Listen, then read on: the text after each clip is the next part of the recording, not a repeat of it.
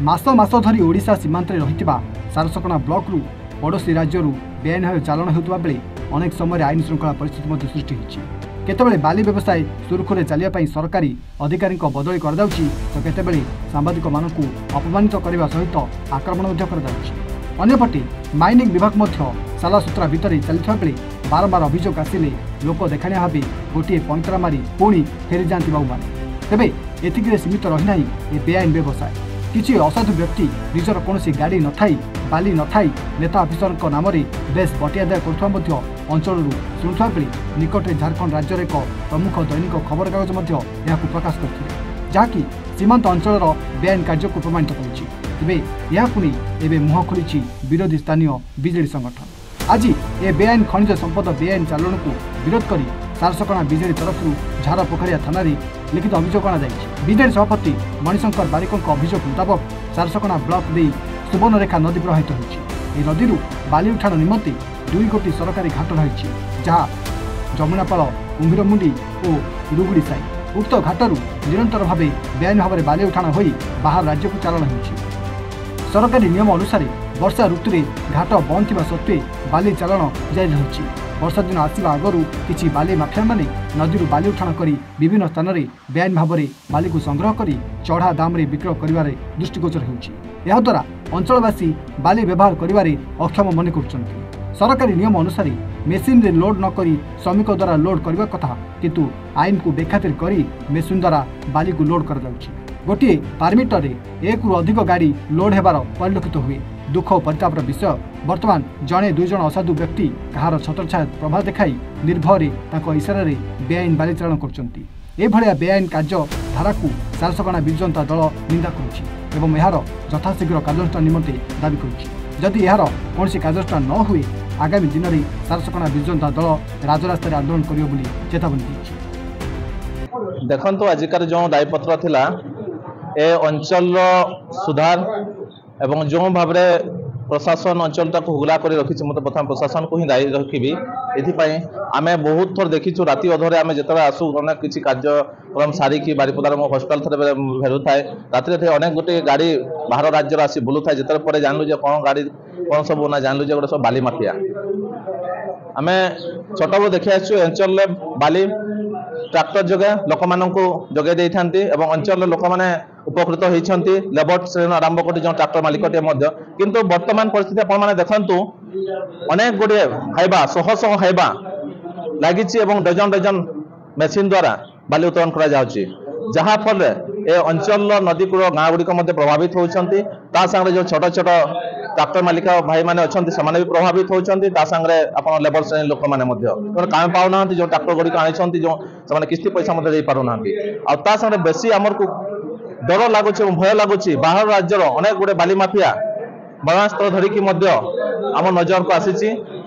बहुत प्रशासन को नजर को आम आनीचु किंतु से वर्तमान सुधा मत होना विगत दिन में अनेक गुटे घटना भी घटी आग को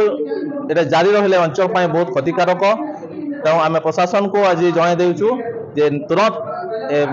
नहीं से पदक्षेप नौतु नचेत आगामी दिन में विजु जनता दल राजरास्ता को ओह्लैवा बाध्य हम सारसकणा ब्लॉक दे सुवर्णरेखा नदी अतिवाहित एवं एथिरु बाली उत्तोलन करी बहु लोक ए उपकृत होती बाली उत्तोलन करी समस्ते बालीर चाहिदा रही विभिन्न समय साधारण वर्गर जो पिला माने रही बेकारी समस्या से माने जुझी से माने गाड़ी आनी ट्रैक्टर आनी जद्वारा कि से गाड़ी बाली उत्तोलन करके चलती किंतु सरकारी जो घाट दुईटी अच्छी एवं ताहा सरकारी मान्यता पाई तथापि आमर जो बाली सब रही सरकारी घाट थिबा सत्वे बाहर राज्य को बाली चालान होउची जहाँपाई कि आमर अंचलवासी बाली रु बाली पाइबा पाई मध्य से सब हंतसंत हुअंती विभिन्न समय यह परिलक्षित होइची एवं सबुठ बड़ कथा होउची 2टी घाट अच्छी किंतु 3 मास को ବର୍ଷା ଋତୁରେ ଯେତେବେଳେ ବନ୍ଦ ରୁହେ ସେତେବେଳେ ବାଲି ମାଫିଆ ମାନେ କ'ଣ କରନ୍ତି, ବର୍ଷା ଆସିବା ଆଗରୁ ବାଲିକୁ ଉତ୍ତୋଳନ କରିକି ଗୋଟେ ଜାଗାରେ ମଣ୍ଡି ଭାବରେ ସେମାନେ ରଖନ୍ତି, ବିଭିନ୍ନ ଜାଗାରେ ମଣ୍ଡି ଭାବରେ ରଖନ୍ତି ଏବଂ ବର୍ଷା ଋତୁରେ ସେମାନେ ବହୁତ ଚାହିଦା ମାନେ ଚଢ଼ା ରେଟ୍ରେ ସେମାନେ ବିକ୍ରି କରନ୍ତି, ଯଦ୍ୱାରା କି ଅଞ୍ଚଳବାସୀ ସବୁବେଳେ ହଇରାଣ ହରକତ ହୁଅନ୍ତି। ଏବଂ ଘାଟ କଥା କହିବି, ଘାଟ ଯେତେବେଳେ କି ସରକାରଙ୍କର ନିୟମ ରହିଛି ଲେବର ଦ୍ୱାରା ଲୋଡ୍ କରିବା କଥା ଗାଡ଼ି ଏବଂ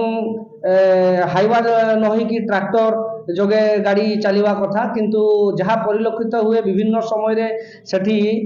ମେସିନ୍ ଦ୍ୱାରା ଲୋଡ୍ ହେଉଛି ଏବଂ ବଡ଼ ବଡ଼ ହାଇୱା ସବୁ ସେଠି ଲୋଡ୍ ହେଉଛି ଏବଂ ବାହାର ରାଜ୍ୟକୁ ଚାଲାଣ ହେଉଛି ବାଲି। ଏବଂ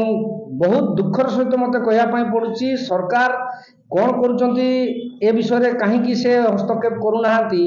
କିଛି ଦିନ ତଳେ ମୁଁ ଶୁଣିବାକୁ ପାଇଥିଲି ମାଇନିଂ ଟିମ୍ ଆସିଥିଲେ ଏବଂ ବିଭିନ୍ନ ମଣ୍ଡିର ଫଟୋ ଉଠେଇକି ସେମାନେ ନେଇକି ଯାଇଛନ୍ତି ବୋଲି, କିନ୍ତୁ ବର୍ତ୍ତମାନ ସୁଦ୍ଧା କୌଣସି କାର୍ଯ୍ୟାନୁଷ୍ଠାନ ହେଇନାହିଁ।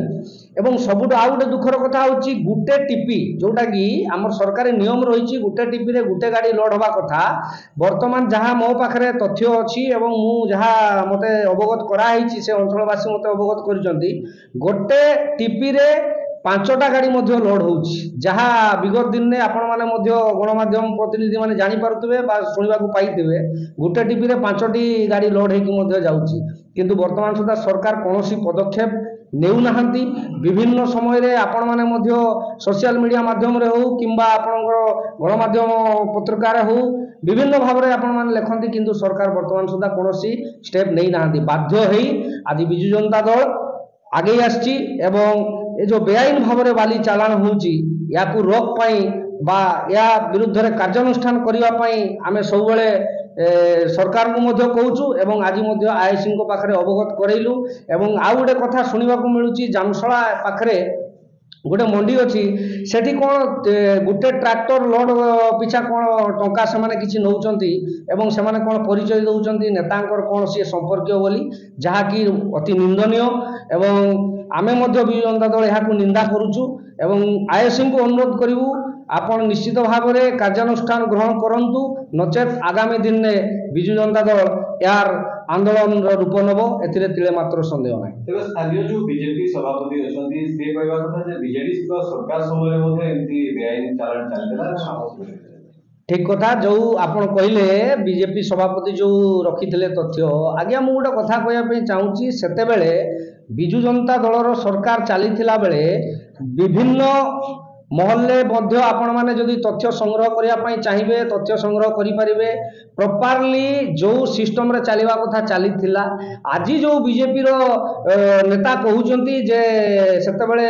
ଅନିୟମିତତା ହେଇଥିଲା, ତାହେଲେ ସେମାନେ ଥିଲେ କେଉଁଠି? ସେମାନେ ତ ବିରୋଧୀରେ ଥିଲେ, କାହିଁକି ସେମାନେ ବିରୋଧ କଲେ ନାହିଁ? କାହିଁକି ସେମାନେ ପ୍ରତିବାଦ କଲେ ନାହିଁ? ଆମେ ତ କହୁଛୁ ଯଦି ଆପଣ ସେତେବେଳେ ବିଜୁ ଜନତା ଦଳ କରିଥିଲା ବୋଲି ମାନୁଛନ୍ତି, ସେତେବେଳେ ଆପଣ କେଉଁଠି ଥିଲେ?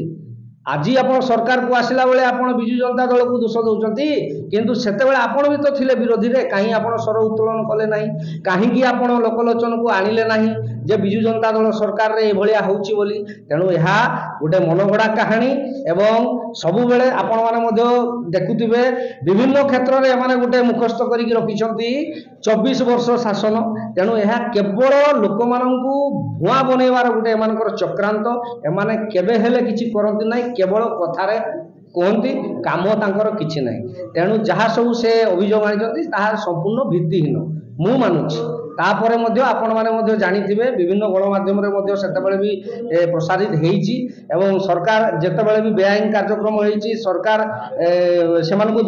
ଦଣ୍ଡିତ ମଧ୍ୟ କରିଛନ୍ତି। ଏଇଠି ଲୋକାଲରେ ଆପଣ ପଚାରିବେ ସମସ୍ତେ ସେତେବେଳେ ଗାଡ଼ି ଧରା ପଡ଼ିଛି, କିଏ 30,000 କିଏ 35,000 ଟଙ୍କା ପର୍ଯ୍ୟନ୍ତ ଫାଇନ୍ ମଧ୍ୟ ହେଇଛି। ଯେତେବେଳେ କି ତହସିଲଦାର ଏବଂ ଆର୍ଆଇ ମାନେ ଧରୁଥିଲେ ସେତେବେଳେ ବହୁ ମାତ୍ରାରେ ଧରା ହେଇଛି ଗାଡ଼ି, ସେଥିରେ ମାନେ ଦ୍ୱିମତ ହେବାର ନାହିଁ, ଯାହାକି ଲୋକଲୋଚନ ମଧ୍ୟ ସମସ୍ତେ ଲୋକ ମଧ୍ୟ ଜାଣିଛନ୍ତି। ତେଣୁ ତାଙ୍କର କହିବା କଥା ସେ ଭିତ୍ତିହୀନ।